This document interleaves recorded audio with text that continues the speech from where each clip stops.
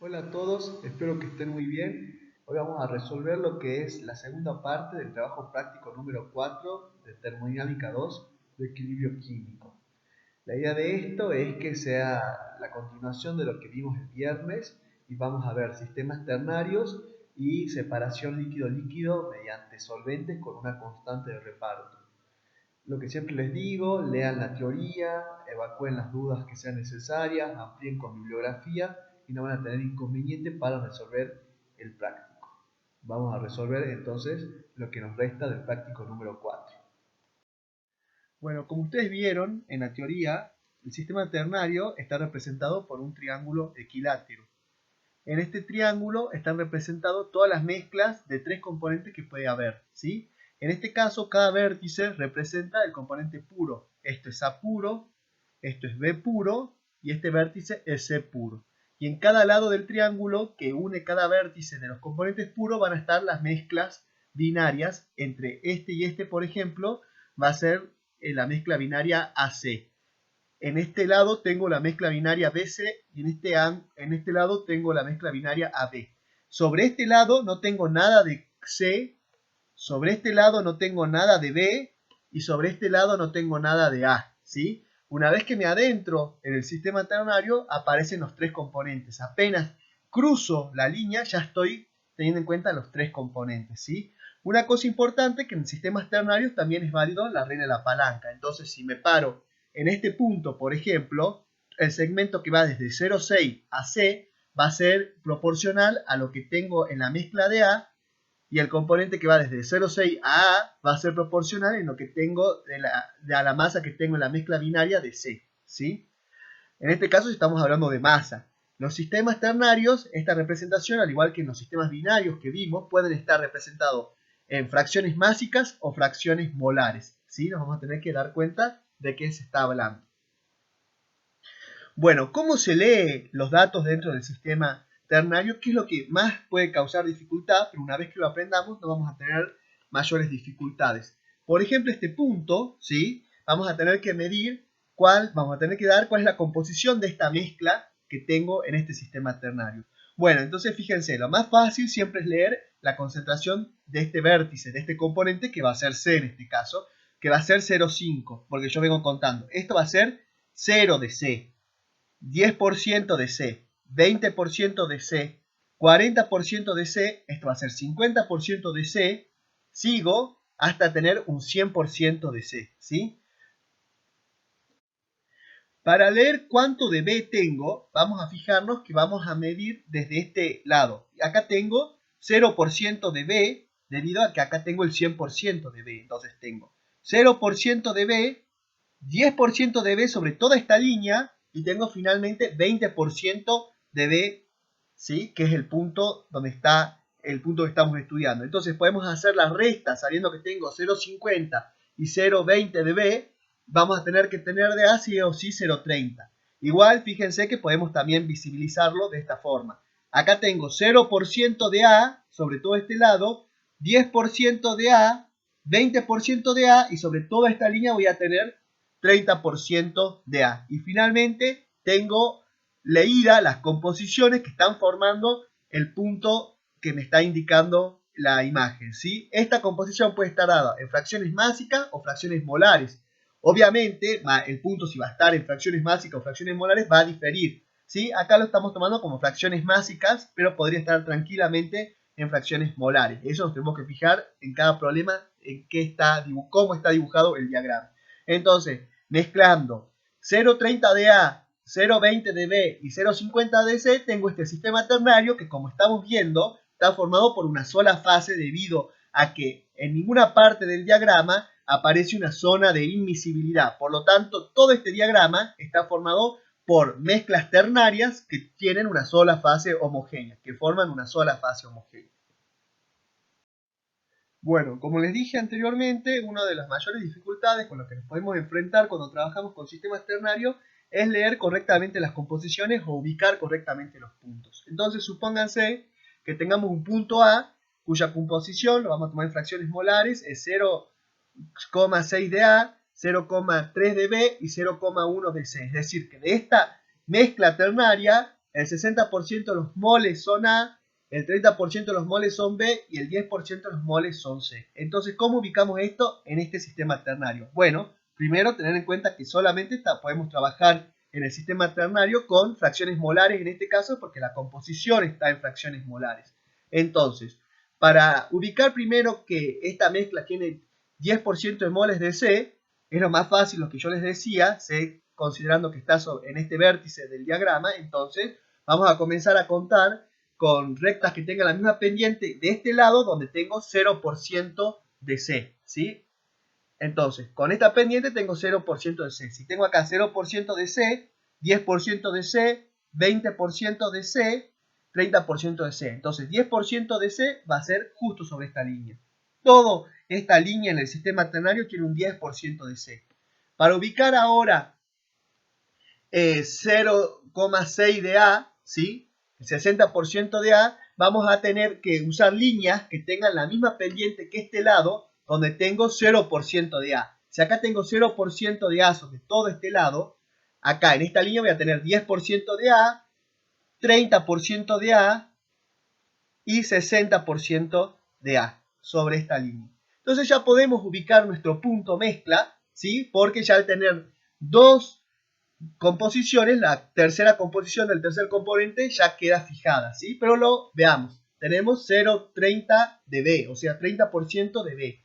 Entonces vamos a tener que movernos con rectas con la misma pendiente que este lado donde tengo 0% de B. Entonces si tengo 0% de B sobre todo este lado, voy a tener 10% de B sobre toda esta línea, 20% de B y finalmente 30% de B. Y de esta forma podemos marcar nuestro punto A, ¿sí? Ahora supónganse que tenemos un punto B en el diagrama y tenemos que definir cuál es su composición. Seguimos trabajando con fracciones másicas debido a que definimos que este diagrama lo vamos a leer en fracciones másicas.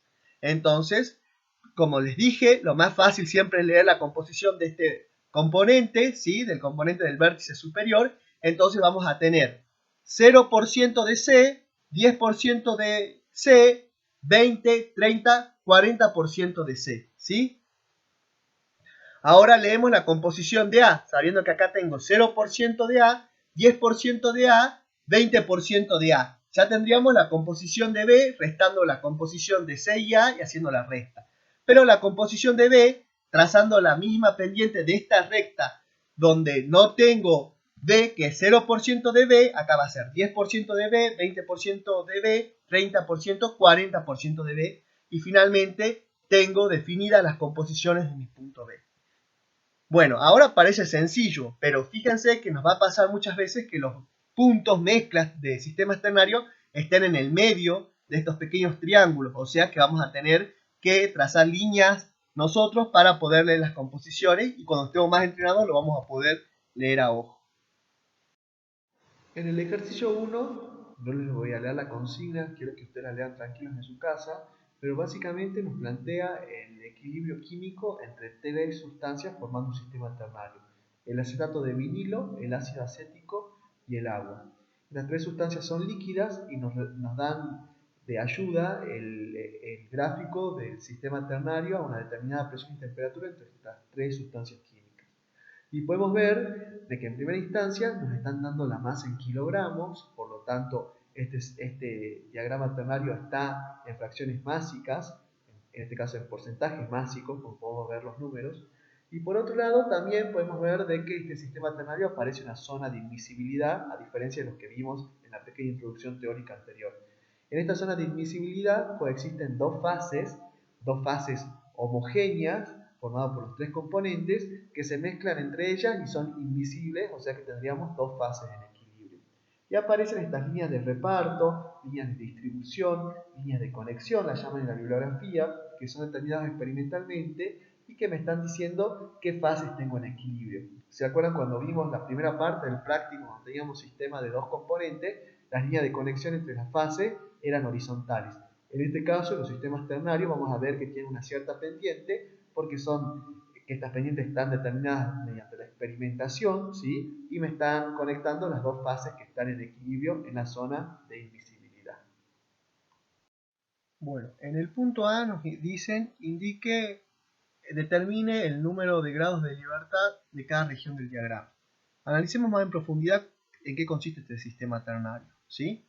Tenemos tres componentes, el componente B, que es acetato de vinilo, donde acá en este vértice tengo B puro, acá tengo ácido acético puro en este vértice, y en este vértice tengo agua pura, ¿sí? Tenemos dos regiones claramente diferenciadas en el diagrama. Tengo una región que está formada por una sola fase, sistemas ternarios de una sola fase, mientras que aparece una zona de immiscibilidad donde tengo sistemas ternarios formados por dos fases, ¿sí? Entonces, acá aparecen las líneas de reparto que se determinan experimentalmente y me indican cuando caiga dentro de la zona de immiscibilidad qué fases van a estar en equilibrio. Por ejemplo, si caigo en un punto acá dentro de la zona de immiscibilidad, voy a tener en equilibrio una fase homogénea con esta composición y una fase homogénea con esta composición. Las dos fases homogéneas se van a unir y van a formar un sistema ternario que está formado por dos fases inmiscibles. Por eso es que tengo acá la zona de inmiscibilidad, ¿sí?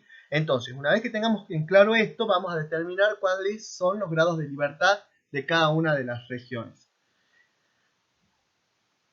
Bueno, la regla de la fase sabemos de que nos dice que los grados de libertad o el número de variables a fijar van a ser representados por la letra nu. Y esto va a ser igual al número de componentes más 2 que venía de la demostración, menos el número de fase, menos las restricciones, ¿sí? Entonces vamos a tener dos regiones. E importante, vamos a tener dos restricciones, que van a ser la presión y la temperatura. Es decir, que los sistemas ternarios están determinados a una determinada presión y a una determinada temperatura. Por ejemplo, este sistema ternario, el equilibrio entre estos tres componentes, está hecho para una determinada presión y para una determinada temperatura. Supóngase que esté hecho para 25 grados centígrados y una atmósfera. Si querríamos utilizar el mismo diagrama para 26 grados centígrados, seguramente esta zona de invisibilidad se va a mover y por lo tanto decimos que el equilibrio químico es dinámico. Bueno, para la zona 1 tenemos un grado de libertad debido a que tengo tres componentes que son el acetato de vinilo, el ácido acético y el agua, ¿sí? Tengo dos fases por todo lo que explicamos anteriormente y las dos restricciones que son la presión y la temperatura. Mientras que para la zona 2 voy a tener 2 grados de libertad debido a que tengo ahora una sola fase. Entonces ahora veamos cuáles son estos grados de libertad. En la zona 2, los grados de libertad van a ser las composiciones de dos componentes, ¿sí? Porque acuérdense que estos grados de libertad son intensivos. Entonces yo fijando la composición de dos componentes, por ejemplo, el ácido acético y del agua, ya voy a tener determinado el punto M porque la composición del componente acetato de vinilo va a estar determinado por una diferencia de composiciones, ¿sí? O sea que yo fijando las composiciones de dos componentes, finalmente puedo determinar cualquier punto dentro de la zona donde hay una sola fase. En cambio, en la zona 1 tengo un solo grado de libertad. Y pensemos cuál va a ser este grado de libertad intensivo que me va a fijar el sistema, donde no me va a dejar más margen de poder obtener otro sistema. Y bueno, ese grado de libertad es la composición de un componente en una de las fases que está en equilibrio, ¿sí? Es decir, que si yo determino la composición de un componente en una de las fases que está en equilibrio en mi zona donde tengo dos fases, voy a poder fijar intensivamente qué sistema tengo. Pero hay que tener cuidado para ver qué componente fijamos su composición. Porque supónganse que yo fije la composición del componente A, ácido acético, que yo diga, bueno, el grado de libertad que yo tengo va a ser el 20% de ácido acético. Tengo toda esta línea donde tengo 20% de ácido acético. Entonces podría ser que yo tenga este sistema, esta fase, que sí o sí va a estar en equilibrio con esta fase y ya tendría fijado mi sistema. Pero también acá tengo una fase que tiene 20% de ácido acético que va a estar en equilibrio con otra fase que no está marcada en el sistema. Por lo tanto, podríamos confundirnos. Entonces, hay que fijar el componente indicado. Por ejemplo, acá tendríamos que fijar el componente B, ¿sí? Que va a tener esta pendiente, ¿sí? Donde acá tengo 0% de B, estaríamos aproximadamente en este punto, un poco menos del 80% de B, y de esta fase y de esa forma, fijando la composición de B, ¿sí? Tengo una única fase que pasa por esa composición de B, y voy a tener ya determinada la otra fase que está en equilibrio y formando así mi sistema de dos fases. ¿Qué proporción tengo de esas dos fases? No la conozco y no me lo dice la regla de las fases, porque acuérdense que solamente me fija variables intensivas. Pero ya sé cuáles son las dos fases que están en equilibrio en el sistema que estoy analizando y no voy a poder moverme de esas dos fases. En el punto B, si se tiene inicialmente el punto M, que tiene una masa de 2 kilogramos, ¿cuál es la composición del punto M? Bueno, importante, acá me están diciendo que vamos a trabajar con masa, o sea que todo este diagrama está construido con fracciones másicas. Me están diciendo que este punto M, que está en la zona donde tengo una sola fase, tiene una masa de 2 kilogramos. ¿Cuál es la composición del punto M? Bueno, como dijimos anteriormente, lo más fácil siempre es determinar la composición del vértice superior, que es el ácido acético, debido a que trazando rectas con la misma pendiente de este lado donde tengo 0% de ácido acético, voy a tener 20% de ácido acético, 40%, 60%, 70% de ácido acético, ¿sí? Y acá tendría 100% de ácido acético. Ahora, para determinar la composición de B, ¿sí? Trazo líneas que tienen la misma pendiente de este lado donde tengo 0% de B. Y acá tengo finalmente 20% de B y acá tendría 100% de B. O sea que ya tengo el punto donde tengo 70% de ácido acético y 20% de acetato de vinilo. Si tengo 70 y 20, ya sé de que el otro componente va a tener una composición del 10% en fracción másica, en porcentaje en masa, ¿sí? Entonces, finalmente voy a tener 10% de agua, partiendo desde este lado que tengo 0% de agua, esto va a ser 10% de agua, y tengo determinado el punto, la composición del punto M, que va a ser 0,7 de fracción másica de A, 0,2 de fracción másica de B y 0,1 de fracción másica de C, y sé que el punto M está formado por una sola fase. Bueno, en el punto C nos dicen si al punto M se le quita ácido acético hasta que haya una modificación en el número de fases, marquen el diagrama como punto N, ¿qué composición tendrá este nuevo punto? O sea, entonces yo tengo acá el punto M que sabemos que está formado por una sola fase, ¿sí? Y ya determinamos su composición del punto M. Es un sistema ternario formado por una fase homogénea. Entonces vamos a tener que sacarle ácido acético hasta que haya una modificación en el número de fases original, ¿sí? Entonces, una regla importante de los sistemas ternarios es que cuando yo le estoy agregando o quitando algún componente puro al punto mezcla, en este caso punto M, se debe unir el punto en estudio con el componente puro, con el vértice donde está el componente puro, y trabajamos sobre la línea que se forma, ¿sí? Durante toda esta línea yo voy a tener la masa constante del componente B y del componente C. Lo único que voy a ir variando va a ser la masa del componente A, ácido acético, ¿sí? Porque es lo único que voy a estar agregando o quitando. Seguramente las fracciones másicas de los tres componentes van a ir variando, van variando a lo largo de esta línea, pero eso es porque se va modificando la masa total del sistema. Pero importante, lo único que varía, la única masa que varía cuando uno el punto mezcla con el vértice que representa algún componente puro es la de ese componente puro. Entonces, si yo estoy agregándole ácido acético, me tendría que mover para este lado debido a que acá tengo el 100% de ácido acético. Mientras que seguramente B y C se van a mantener constantes su masa, ¿sí? Y en cambio, si le estoy quitando, como es el caso de este problema, ácido acético, me tengo que mover para este lado, ¿sí? Le voy a ir sacando ácido acético, pero las masas del acetato de vinilo y de agua se van a mantener constantes. Entonces me dicen que le saco ácido acético, vemos cómo va disminuyendo su fracción másica de ácido acético hasta que llega un punto en el que hay una modificación del número de fases. Entonces pasamos de tener una sola fase, que era mi sistema original, a tener dos fases justo en este punto, cuando comienza la zona de admisibilidad. Le saco ácido acético moviéndome por esta recta justo hasta este punto, que va a ser el punto N. Le damos su composición.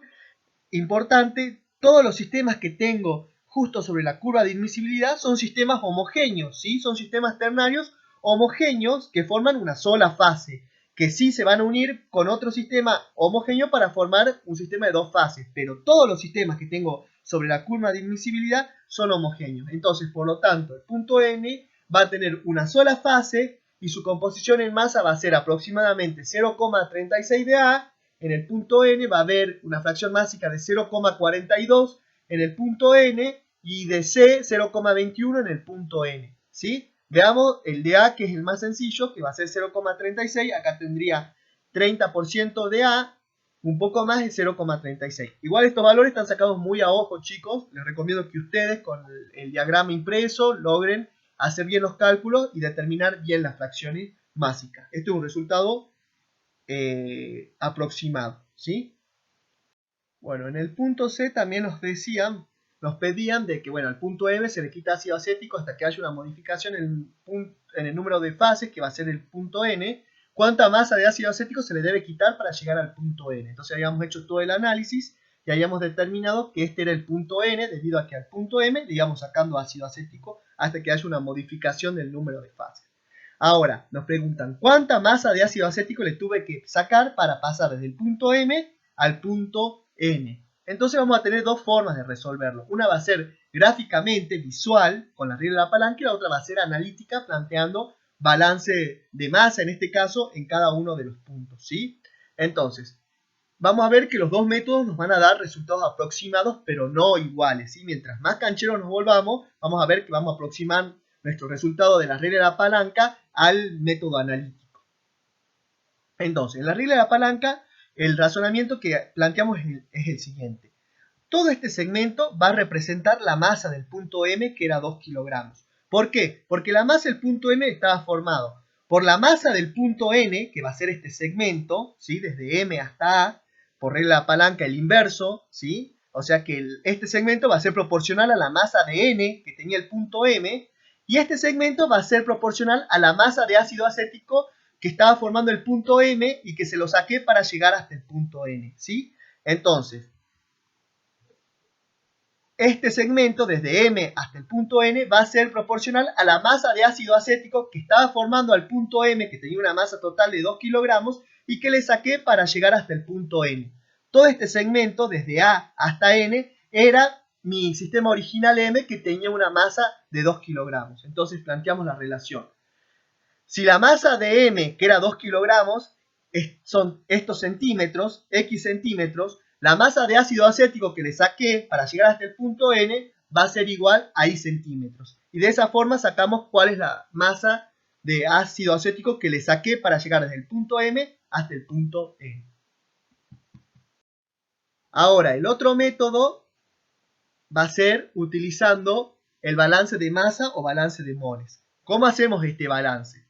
Bueno, en el punto M, ¿sí? Yo ya tenía que la masa era de 2 kilogramos y tenía las fracciones másicas de los tres componentes que yo tenía en el punto M. Entonces, como la fracción másica de A, ¿sí? Era 0,7, la masa de A en el punto M era 1,4 kilogramos. Como la fracción másica de B en el punto M era 0,2, la masa de B en el punto M es 0,4 kilogramos, y finalmente, como la fracción másica de C, del agua, en el punto M era 0,1, la masa de agua en el punto M es 0,2 kilogramos, ¿sí? Si sumamos esto nos da 2 kilogramos. Ahora, nosotros sabemos, como yo les decía, que a lo largo de toda esta recta, lo único que se está moviendo es la masa de ácido acético, mientras que la masa del acetato de vinilo y del agua se mantienen constantes. Entonces, en el punto N yo logro leer cuál es la fracción másica que está formando el punto N, que ya lo habíamos determinado anteriormente. Tengo 0,36 de A, 0,42 de B en el punto N y 0,21 de C en el punto N. Estas son las fracciones máxicas. Entonces planteo la fracción másica para alguno de los componentes que no modificó su masa. Como les dije anteriormente, durante todo este recorrido el único que modifica su masa es el ácido acético. Entonces planteo la fracción másica para el acetato de vinilo, el componente B. Yo sé que es 0,42 porque lo leo del diagrama, y eso va a ser igual a la masa de B en el punto N sobre la masa total del punto N. Pero yo sé que la masa del acetato de vinilo en el punto N es igual a la masa del acetato de vinilo en el punto M, debido a que no modificó su masa. Lo único que modifica su masa es el ácido acético. Entonces puedo de acá despejar cuánto es la masa total del punto N, ¿sí? Porque a la fracción másica de B en el punto N la conozco, y la masa de B en el punto N es igual a la masa de B en el punto M. Despejo la masa total del punto N, restando la masa total que yo tenía en el punto M menos la masa total que tenía en el punto N. Esa es la masa de ácido acético que saqué, porque como dije anteriormente, el único componente que varía su masa a lo largo de este recorrido es el ácido acético y de esta forma lo determino. Bueno, en el inciso D nos dicen al punto N se le agregan 0,5 kilogramos de agua. ¿Cuál es el nuevo punto que se obtiene? Marquen el diagrama como punto O. Entonces nosotros teníamos el punto N, ¿sí? Ahora le vamos a agregar agua y vamos a tener que determinar cuál es el punto O. Entonces unimos el punto N con el vértice que representa el agua pura y sabemos que en alguno de los puntos de este segmento va a estar el punto O y vamos a determinar cuál es ese punto O, ¿sí? Nos movemos para este lado debido a que le estamos agregando agua. Si nosotros estuviésemos sacando agua, nos tendríamos que mover para el otro lado, ¿sí? Entonces, a lo largo de este segmento, el único componente que va variando su masa es el agua. El componente del ácido acético y del acetato de vinilo se mantienen constantes. Entonces vamos a resolverlo con balance de masa, en este caso, y vamos a determinar cuál es la posición del punto O, ¿sí? En el punto N, yo calculé, esto lo hice rápidamente, ustedes chequen que la masa en el punto N era 952 gramos, ¿sí? Entonces yo sabiendo las fracciones másicas de los componentes A, B y C en el punto N, puedo sacar cuál es la masa de los diferentes componentes. Entonces, como la fracción másica del ácido acético en el punto N es 0,36, la masa de ácido acético en el punto N es 342,72 gramos.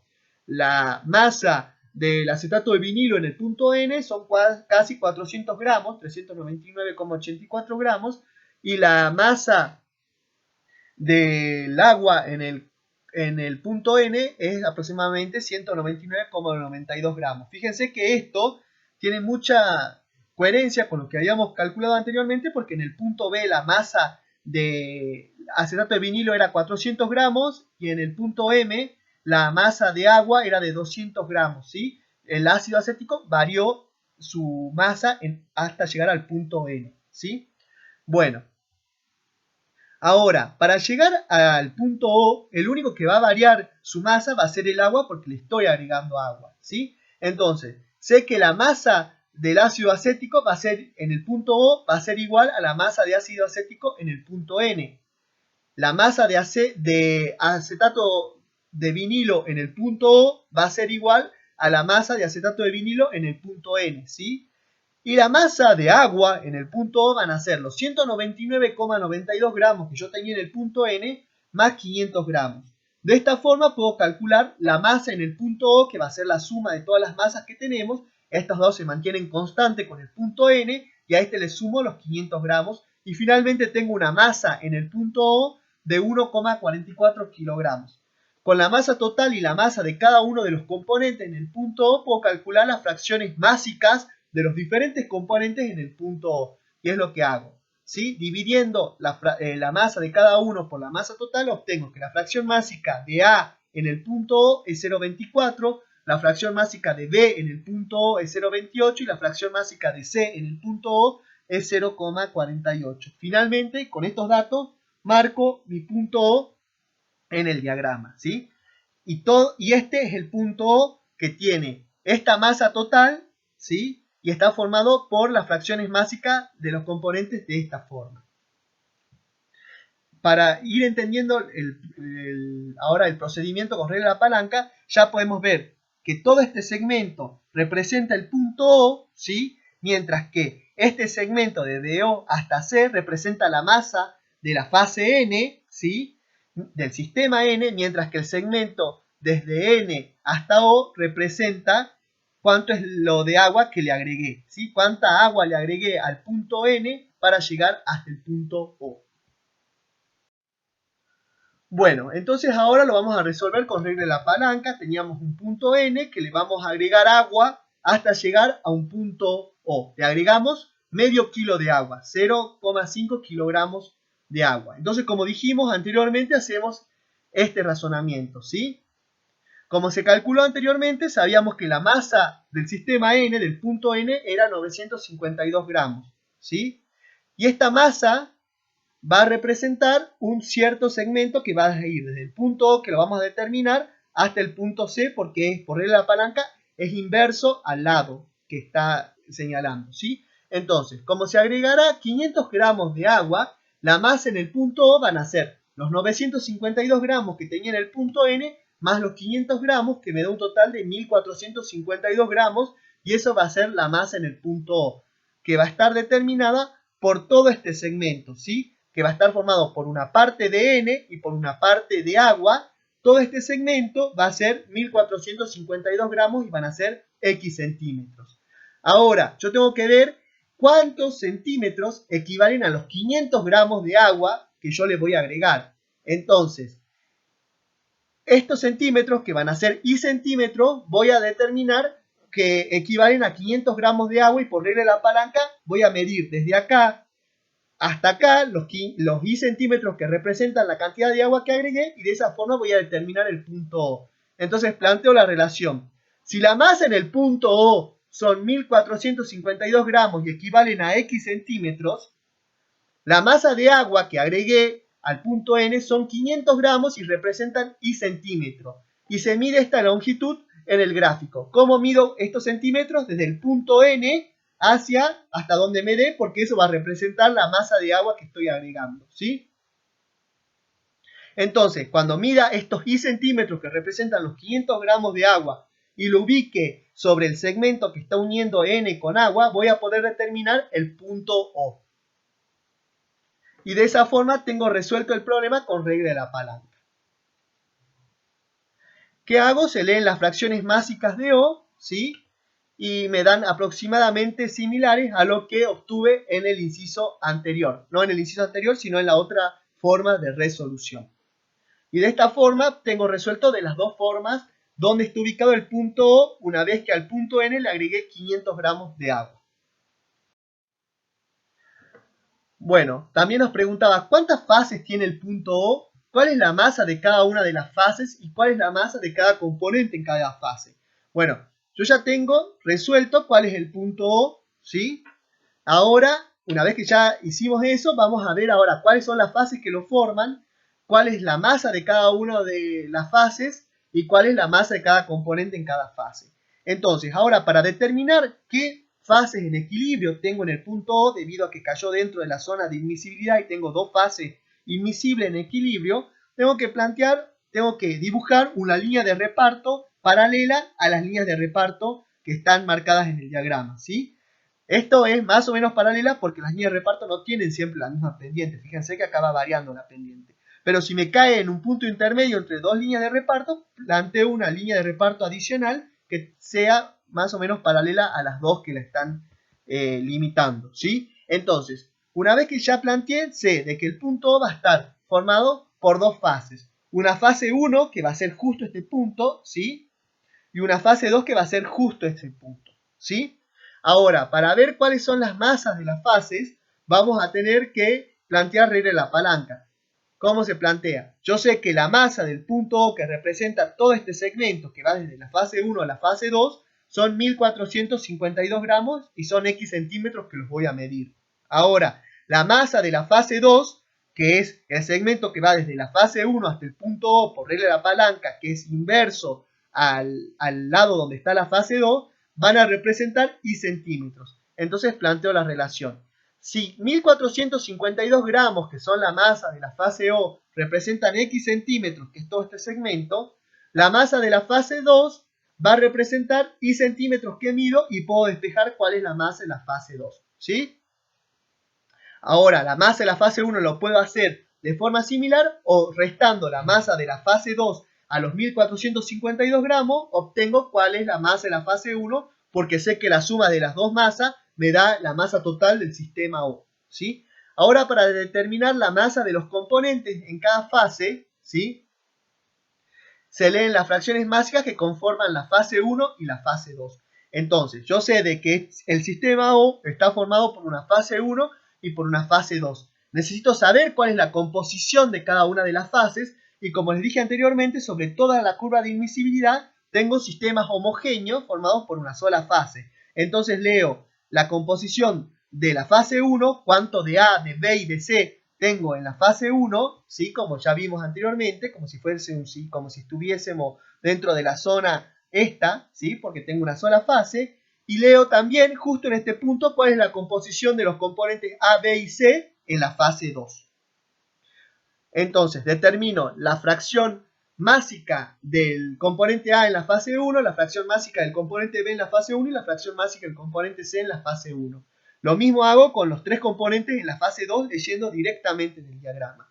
Entonces, por ejemplo, para determinar la masa de ácido acético en la fase 1 va a ser la fracción másica de ácido acético en la fase 1, que la voy a leer del diagrama, por la masa total de la fase 1, que ya lo determiné anteriormente.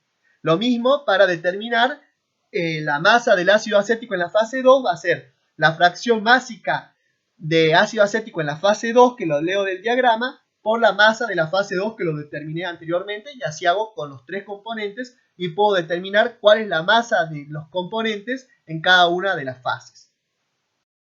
Bueno, en el ejercicio 2 también tenemos un sistema ternario, en este caso formado por tres componentes ficticios que los llamamos A, B y C, ¿sí? Y nos están diciendo de que está graficado en fracciones másicas, en este caso porcentajes másicos, y también tenemos una zona de admisibilidad, pero a diferencia del ejercicio anterior vemos que en esta zona de admisibilidad, por las líneas de reparto, las líneas de conexión, lo que están en equilibrio son dos fases. Pero una fase está formada por A puro, porque acuérdense que en este vértice tengo A puro, por lo tanto la línea de reparto está tocando esto, quiere decir una de las fases es A puro, y la otra fase va a ser las diferentes soluciones, ¿no es cierto?, homogéneas, formadas por los tres componentes, dependiendo del punto en el que caiga y que una la línea de conexión entre esa solución formada por los tres componentes y el componente A puro. Eso es lo que tiene diferente con el ejercicio anterior. Entonces vamos a verlo más en profundidad para poder resolverlo. A, identifique las áreas y determine sus grados de libertad. Entonces volvamos a ver cómo está formado este sistema ternario. Tengo en este vértice A puro, tengo en este vértice C puro y tengo en este vértice el componente B puro. Como dijimos, está dibujado en función de las fracciones másicas de A, B y C, ¿sí? Tengo dos regiones, dos zonas.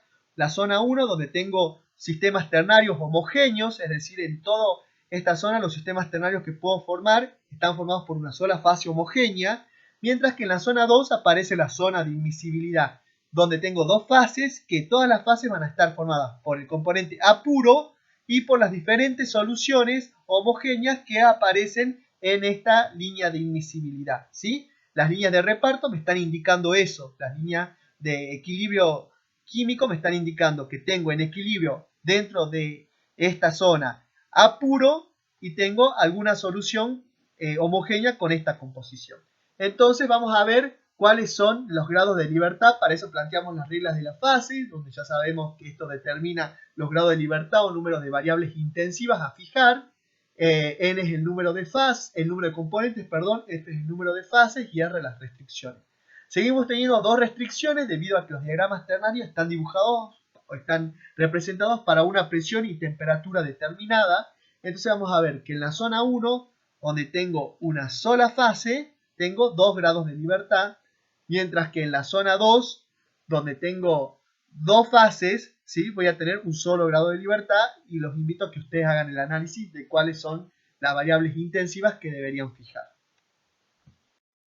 Bueno, después lo que nos dicen es, a la mezcla M se le agrega una mezcla binaria N de composición peso en peso 20% de A y 80% de B hasta obtener una mezcla R en la cual una de sus fases en equilibrio tiene la siguiente composición peso en peso también. 30% de A, 20% de B y 50% de C.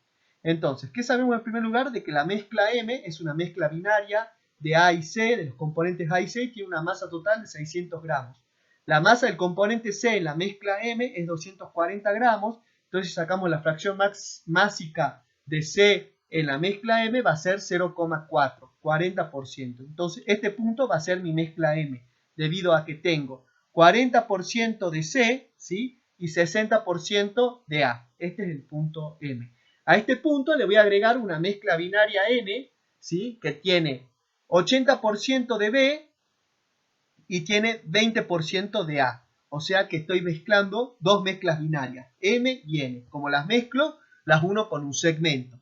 ¿Hasta dónde voy a hacer esta mezcla? Hasta que obtenga un sistema de dos fases, porque me está dando la composición de una de las fases, y una de las fases va a tener la siguiente composición: 30% de A 20% de B y 50% de C, que es este punto que va a ser una de las fases que va a estar en equilibrio en el nuevo sistema que estoy obteniendo. La otra fase en equilibrio sí o sí va a ser A puro, debido a que las líneas de reparto de equilibrio me están indicando eso. Entonces, hago la línea de reparto que esté relacionando las dos fases en equilibrio. La fase 2 líquida, que es la que me dan la composición, y la fase 1 que va a ser A puro. Por ende, la intersección entre estos dos segmentos va a ser el sistema R, que es el que quiero estudiar, ¿sí?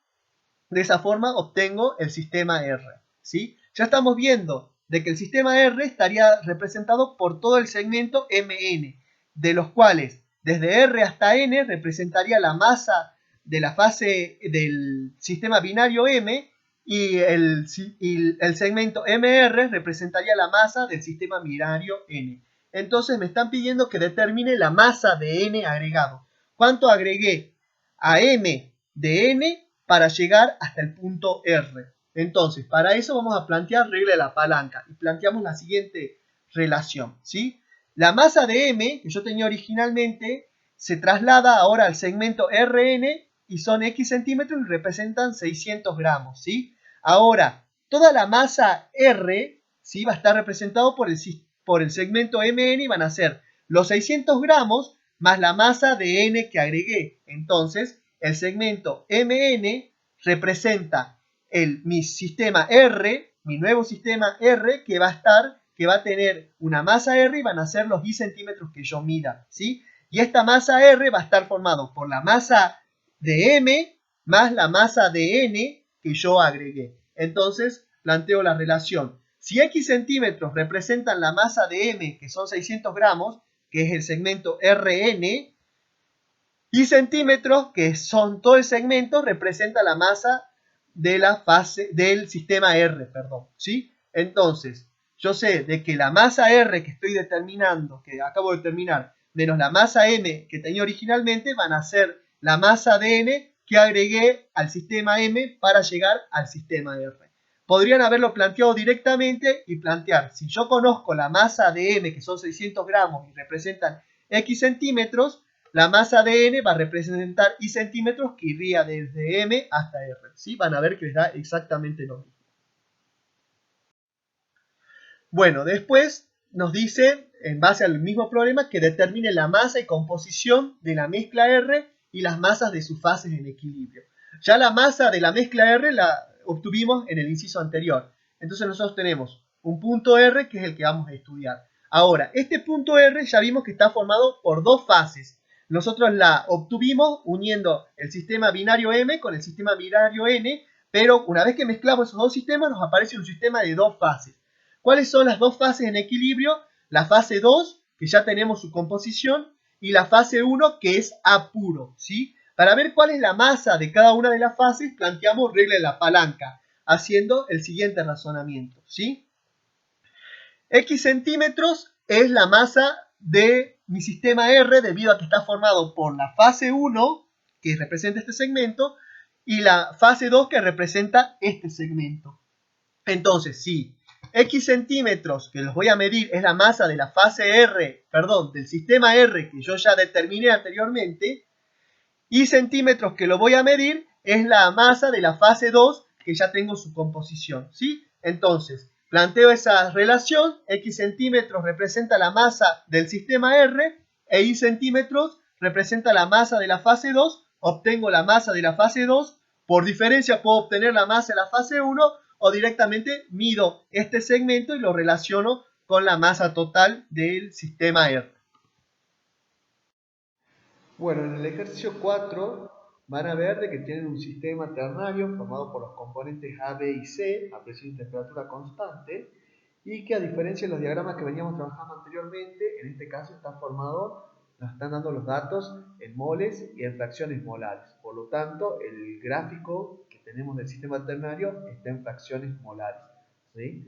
Vamos a ver que este gráfico es bastante particular, por eso es interesante de este problema. Entonces voy a dejar que lean la consigna y vamos a comenzar a resolver el ejercicio. Bueno, en el punto A nos piden determinar los grados de libertad para todas las regiones de equilibrio y señalar si hay puntos invariantes y la composición de los mismos.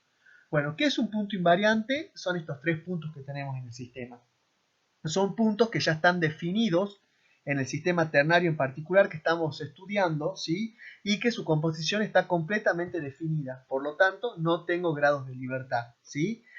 Son soluciones que tienen la composición definida, o sea que tengo una solución con composición invariante 1, ¿sí? Con la composición A, B y C fijada, una solución con composición invariante 2, es decir, una solución que tiene la composición de los componentes A, B y C fijada, y finalmente una solución con composición de invariante 3, una solución que tiene la composición de A, B y C fijada, ¿sí? Estos, como vuelvo a repetir, son invariantes, no tienen grados de libertad porque ya están fijados en los diferentes sistemas de equilibrio. Bueno, estos invariantes también nos sirven para determinar zonas de equilibrio y ahora vamos a ver. Veamos un poco este diagrama. Tenemos tres componentes, A puro en este vértice, B puro en este vértice y C puro en este vértice, ¿sí? Tenemos diferentes zonas. Las zonas que ya conocemos son las zonas donde hay una sola fase, que va a ser la zona 1, donde tengo sistemas ternarios formados por una sola fase, la zona 5, donde tengo una sola fase, y la zona 7, donde tengo una sola fase homogénea, ¿sí?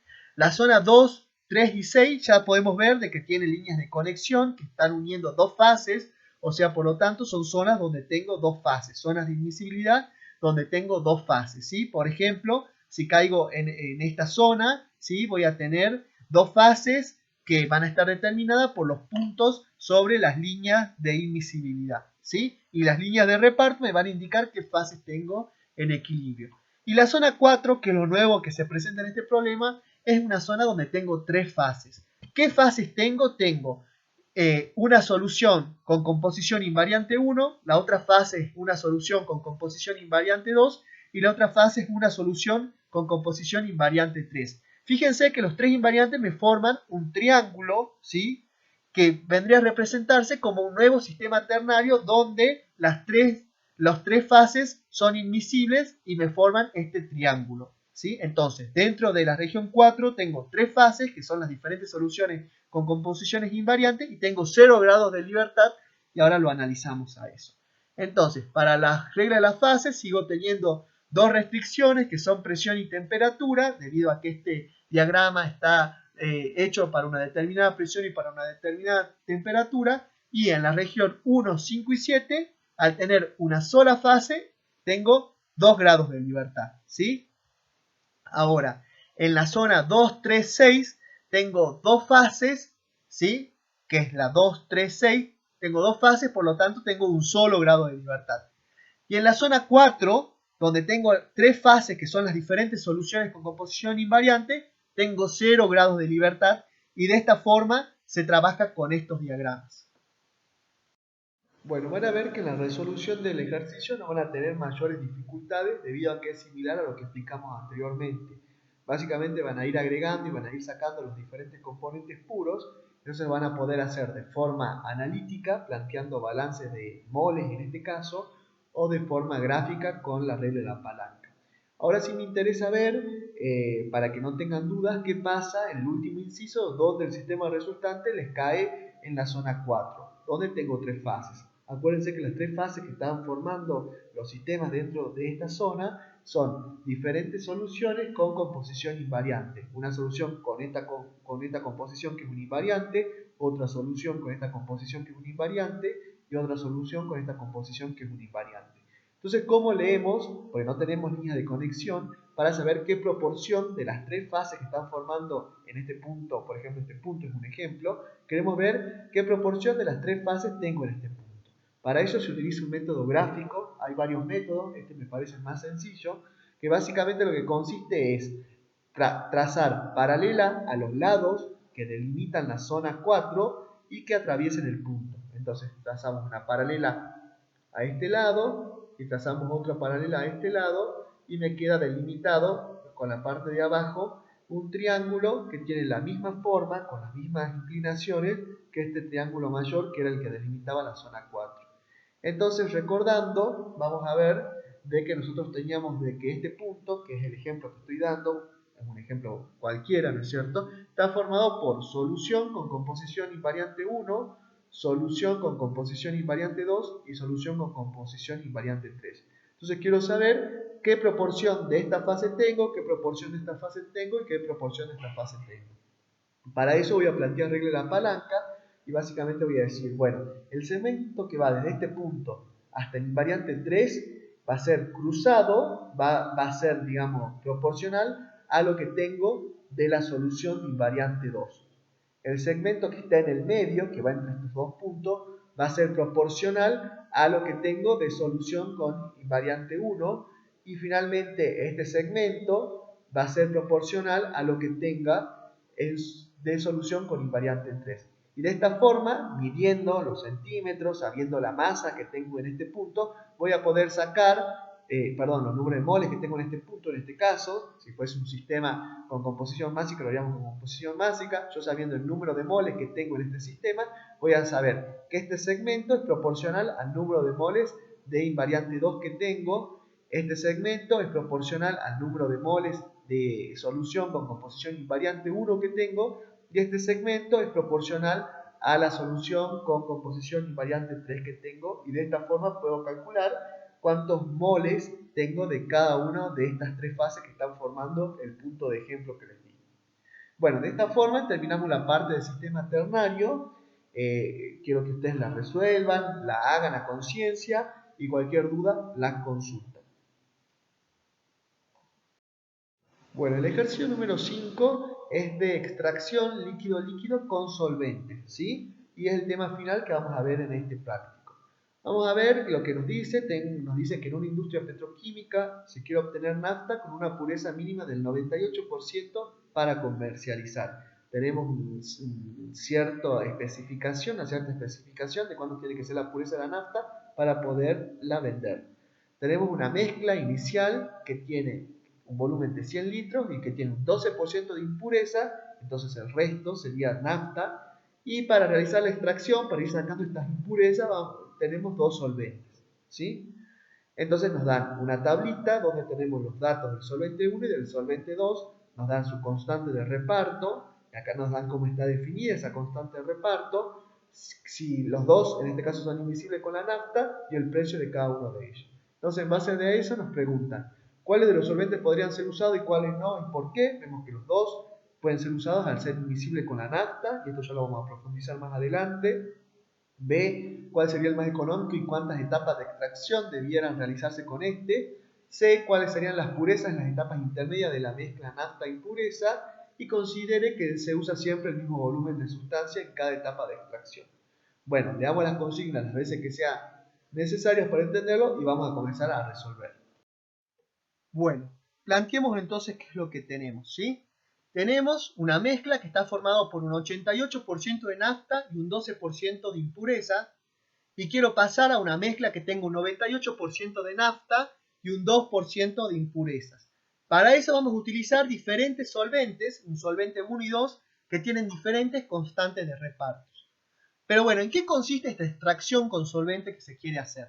Fíjense que acá tenemos la nafta, ¿sí? Donde están representados moléculas rojas y azules, ¿sí? Las moléculas rojas son las impurezas, y las moléculas azules son las naftas, que son las que a mí me servirían, ¿sí? Entonces, se mezcla con un solvente, se pone en contacto esta mezcla, la nafta, con un solvente, y este solvente tiene afinidad por las impurezas, ¿sí? Quiere decir, atrae a las impurezas, pero una condición importantísima y que tiene que estar para que pueda ser utilizado es que sea inmiscible con la nafta, es decir, que tenga afinidad por las impurezas, pero que no se mezcle con la nafta, porque si se mezclaría y formaría una sola fase, tendríamos un problema que no podríamos separarlo de la nafta, ¿sí? Entonces, una vez que se ponen en contacto, se realiza este pasaje de las impurezas al solvente, y la nafta se la puede separar y sale con un grado de pureza mayor que el que tenía inicialmente, y el solvente queda acá, fíjense, y se lo va a poder volver a utilizar, ¿sí?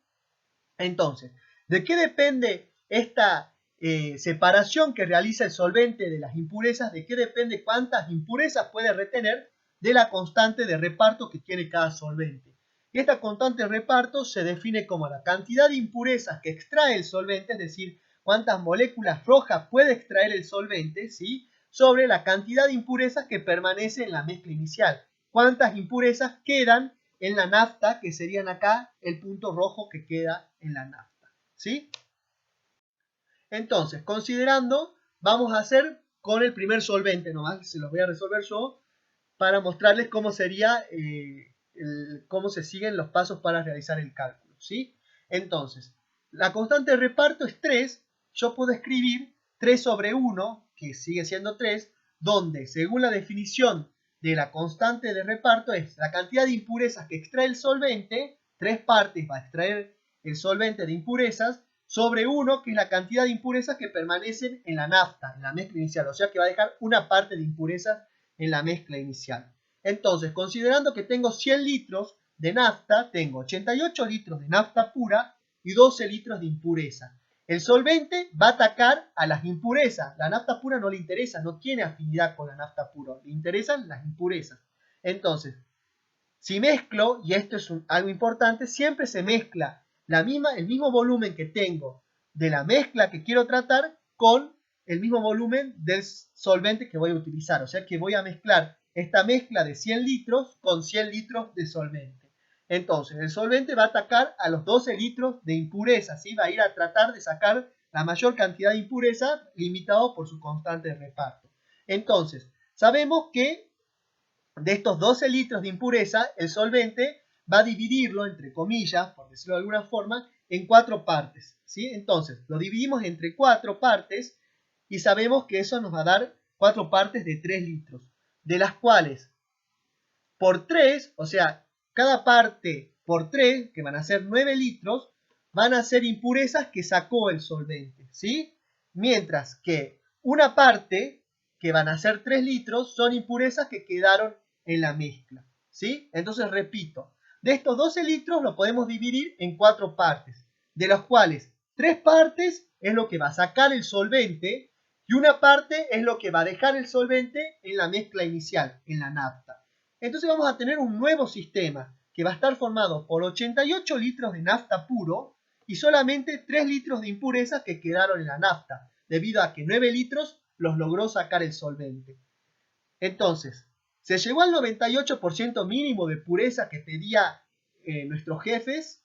Entonces veamos, si ahora 91 litros, que es el volumen total de mezcla que tengo, son el 100%, 88 litros de nafta es el 96,70%. Por lo tanto, no se llegó al 98% de pureza, tengo que volver a hacer otra extracción.